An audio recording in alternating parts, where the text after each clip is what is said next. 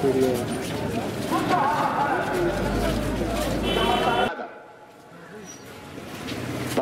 کې د نن ورځ توهین رسالت زما استاد لپاره یو اهمه مسله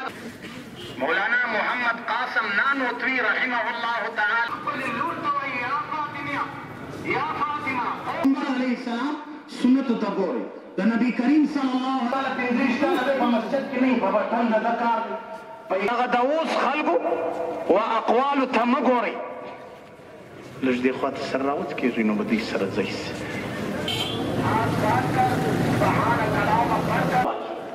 د مسجد و کمیټې ته یې سیور واچي